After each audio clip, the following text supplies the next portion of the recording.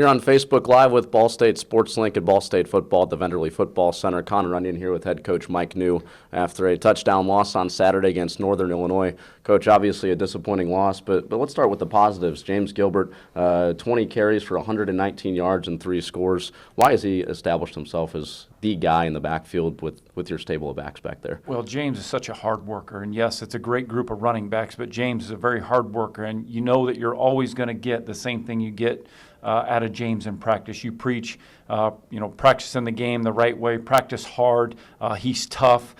He's always got that look in his eye. He can't wait to get the ball in his hands, but he's a very unselfish player at the same time. So he knows there's other running backs that are certainly capable of doing the job as well. But James is one of those guys, man. He's always ready to go. He always wants the ball in his hands, and he loves playing the game. Sticking with the running game, you guys have favored the run more often than not through the first 5 games. Some balance on Saturday, but why have you guys trusted the run game so much and really trusted those guys up front? Well, I think more than anything, just you touched on it a minute ago, because of the group of running backs that we have. That's one of the strongest groups for us from the offensive standpoint. So getting the ball in the hands of our playmakers, and that happens to be that running back group. And yes, it's been some by committee. James got his number called a little bit more than the other guys on Saturday, simply because, hey, he had the hot hand a little bit, if you will. So, but we want to have balance. We're at our best when we can have some balance.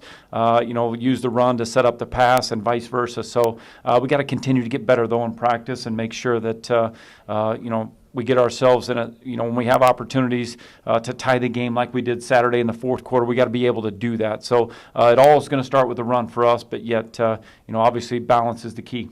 Looking at the passing game, 209 yards through the air in the first half, only 76 in the second half. Why did you guys struggle in the second half? Well, it came down to execution.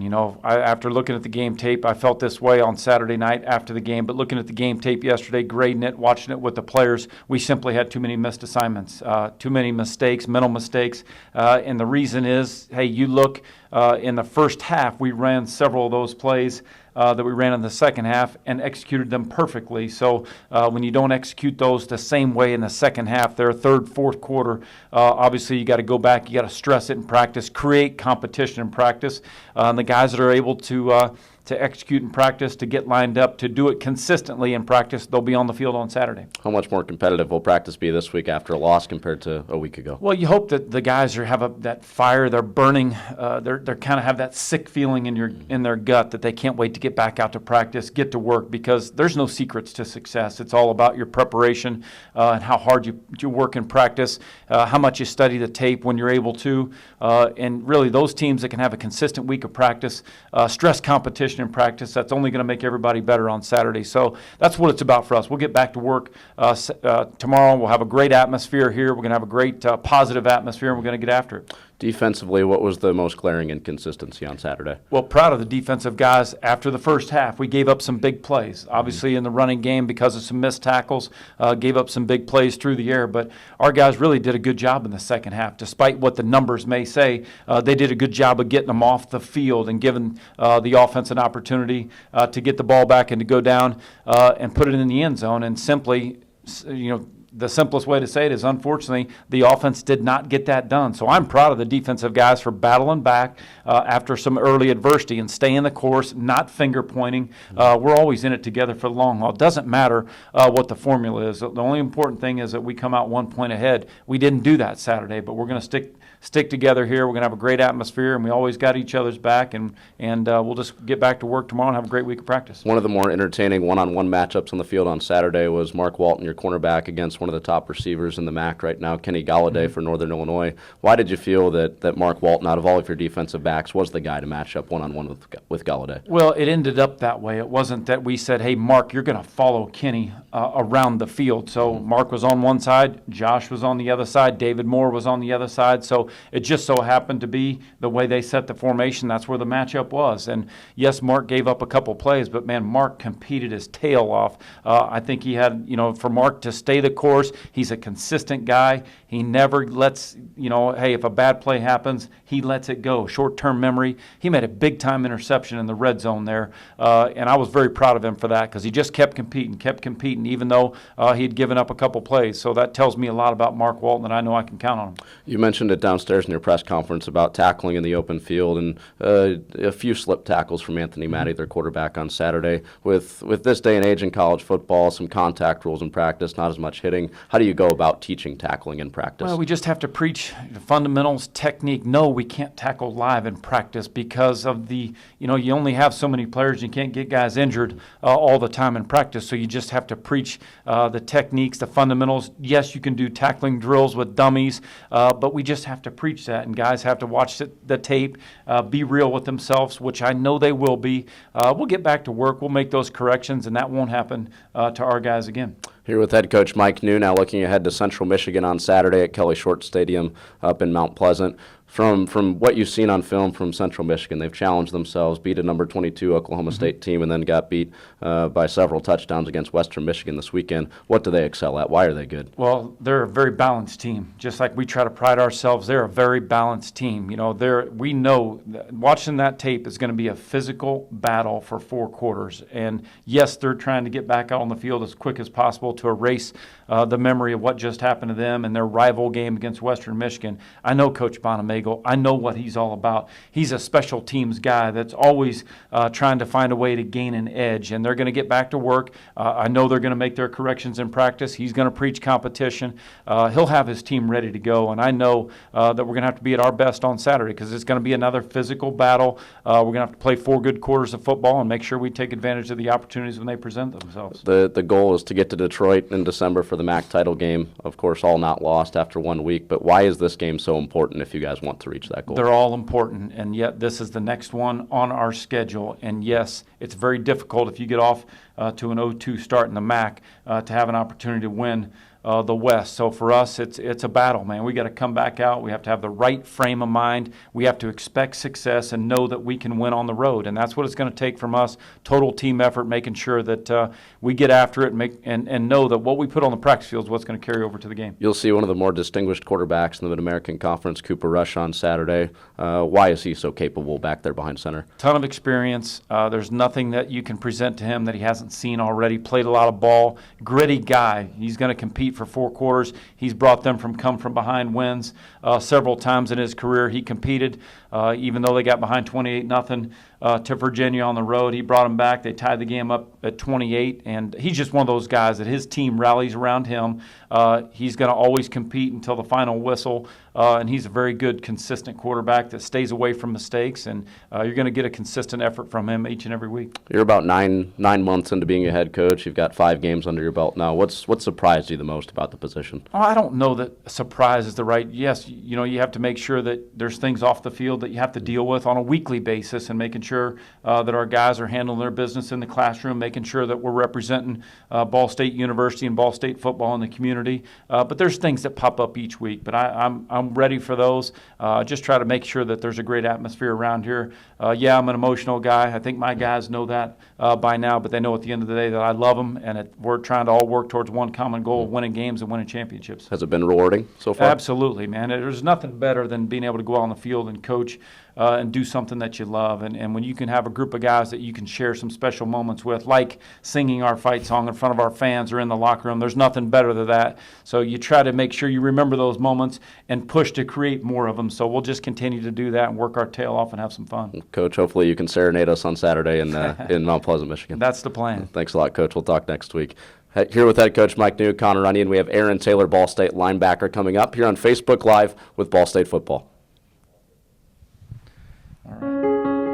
At Stoops, we're driven by sunny skies, full hearts, and good clean fun. By life's biggest moments and the every single day. By Friday nights, Sunday mornings, and the 9-to-5 grind. We're driven to protect you and yours and ignite the senses to help you get lost so you may find yourself. You see, it's the smile on your face, the look in your eye, when we realize that what we do today soon becomes your everyday.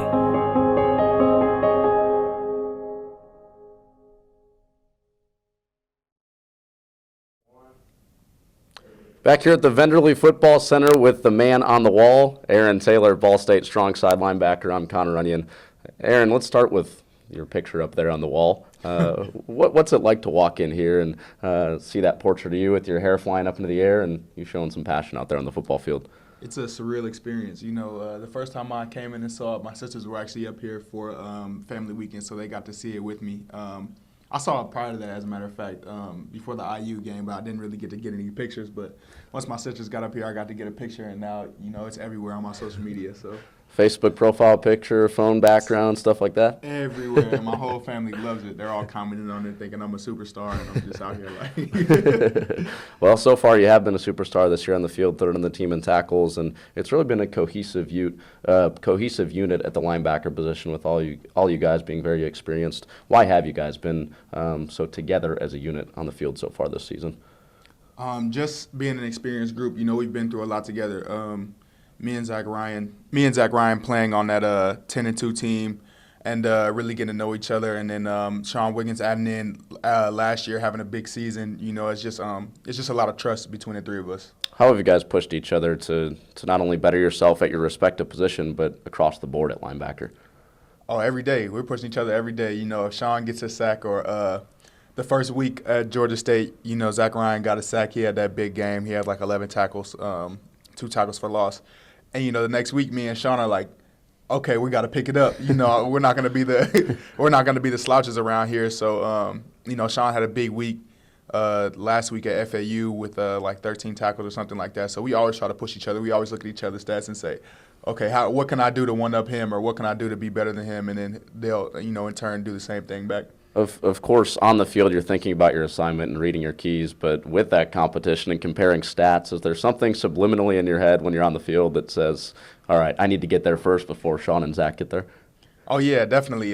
If I see them in the backfield, you know, I'm trying to go harder. Like if I'm on the block and I see them running free, I'm trying to get by and trying to get in the backfield. You know, we're running to really a big thing with us is since a lot of teams nowadays try to throw screens to get your defense tired and try to make us run sideline to sideline. We really take that personal. You know, we didn't defend it well the first week, and then from weeks on, we've kind of gotten better at it. It's kind of just like a ball drill now. We're just trying to run and get there first and get the guy on the ground. The numbers go to show that this defense has improved from a season ago. Why do you think you guys, as a unit, all 11 guys on the field, have made a step forward from a season ago? We're just a lot more aggressive. You know, Coach Dowse came in with a new system, and he's putting guys in a position to make plays. You know, I can't really you know, it's the same guys out there on the field aside from a couple younger guys at the corner position. But, you know, in that secondary, we have Martez Hester, who's a fifth-year senior. He's really experienced. We have Anthony Winbush coming off a 5-sack year a year before. So we got a lot of guys with a lot of experience, you know, on the defensive side of the ball, and guys that are hungry and don't want to necessarily be the weak link on the team. If there's anybody in the defense that's a Swiss Army knife, it's you. You played safety, you played strong side linebacker, you're brought on blitzes a whole bunch. How do you use that experience as a former safety, now as a linebacker, and playing up on the line of scrimmage to relate to other guys on the defense? Really, I look at things that I don't have. I look at I'll tell guys, like, look at my size and look at me playing in the box and say, if I can do it, I know you can do it.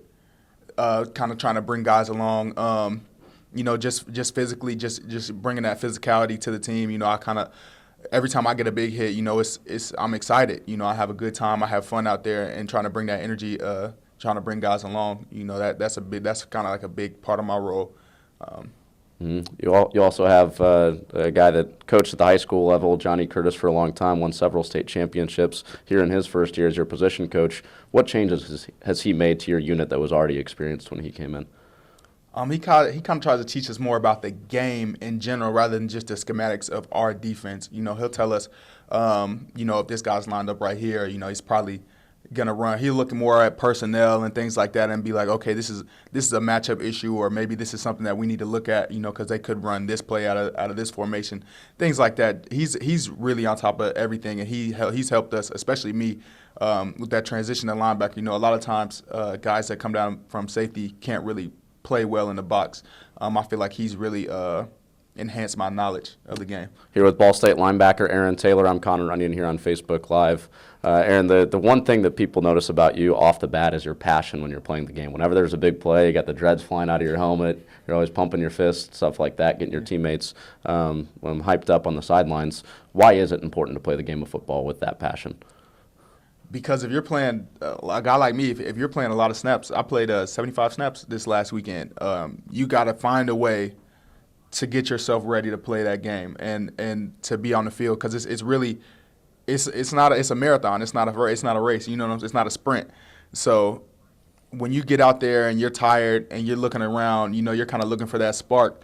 And I try to be that spark most of the time for my guys. You know, especially if I make a play, I'm definitely gonna be excited. Now, your father played big-time college football at Washington State. How much of that passion did he instill upon you in playing the game of football with that energy? Oh, man, a lot.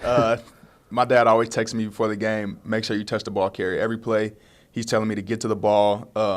He'll tell me if I had a bad game. He'll tell me the first week I had like one tackle. He'll tell me, like, look, you weren't around the ball at all. You weren't making any plays. Like, this is what you need to do. You need to run to the ball. You need to do this. Like, good things are going to happen to you if you just get to the ball. So I just try to take that and run with it. You know, if the ball's on the other side of the field, you know, I gotta get over. I gotta find a way to get over there, no matter how tired I am, because you know something good could happen. The ball could pop out. Like this week, Stoops Stanley actually forced a clutch fumble. I think it was in the third or fourth quarter, and the only way we got the ball is because guys were rallying to the ball. So just that aspect of just make sure you're a defensive player. The ball is the issue, and you need to go get it. Putting Northern Illinois behind you, looking ahead to Central Michigan, you've seen them now 3 times in your career here at Ball State. Why do you think this team can compete with you guys on the field on Saturday? They're always a physical team. They always come and they'll get in 12 personnel and try to run the ball at us. This year they're a little bit more balanced, so they'll get in some gun stuff. I've watched a little bit of the film. Well, I've seen them play, as a matter of fact, on ESPN a couple of times. Those guys just fight. You know, if they're down in the game, like Coach Neu said, they'll come back and they'll fight and scrap their way back. I actually got a chance to watch that Virginia game, and it was amazing to see the guys rally around around Cooper Rush. I think that's his name, isn't it? Yep, their quarterback. And I've seen him, you know, going back to my sophomore year. You know, I remember him as a young quarterback and seeing his progression throughout these 3 years become somebody who's at the top of the league, you know, and bring that team to the top of the league, because a couple years ago they weren't that great. A big aspect of his is obviously maturing mentally over time, but for you, you've not only matured mentally but also physically. How does the mental aspect of playing linebacker and being in that position for 3 years now help aid you in running to the football in the field? Well, you know, just understanding gap schemes, just understanding what teams are trying to do to you. At that outside linebacker position in a 4-3, you know, it can compromise you sometimes, you know, with those with bubble screens and, you know, those quarterback options. And, you know, just being able to play smart and being able to get to the ball, react quickly. You know, that's a big thing. I feel like the first year playing ball, you know, I was just kind of running around. You know, now I feel like I'm running with a purpose and I know where I'm going. Looking ahead to Saturday, you guys try to bounce back after a loss to Northern Illinois. Why can't you guys bounce back? We can bounce back because everything that happened to us this game prior is fixable in the film room. You know, guys have to get in here, like, prepare themselves on an individual level. That's really what it comes down to, is guys looking in the mirror and understanding, okay, maybe I didn't prepare myself as well as I should have last week, you know, as opposed to weeks prior. Maybe I should get in and watch a little bit more film, or maybe I should get in the weight room and try to get my body back right for this week coming up, or just the little things. It's all about the little things when it comes to winning games. What can you do personally to prepare better? Me, I'm about to get in the film room. Actually, as a matter of fact, right after this, I want to get a lift in today. We're obviously going to lift tomorrow. I'm trying to do everything I can. You know, I have a pretty easy schedule as far as academics, and I'm on top of it. I'm ahead of everything. So I feel like this week I can spend a lot of time, you know, getting ready for Cooper Rush and those Central Michigan Chippewas. We'll let you get going and get in the film room. We appreciate you joining us here on Facebook Live. Yeah. Best of luck on Saturday. Aaron Taylor, I'm Connor Runyon. Thanks to head coach Mike Neu for joining us here from the Venderly Football Center. 3 o'clock kickoff from Kelly Short Stadium in Mount Pleasant on Saturday. We hope you can join us for the call on SportsLink Radio or ESPN3. Thanks so long from the Venderly Football Center.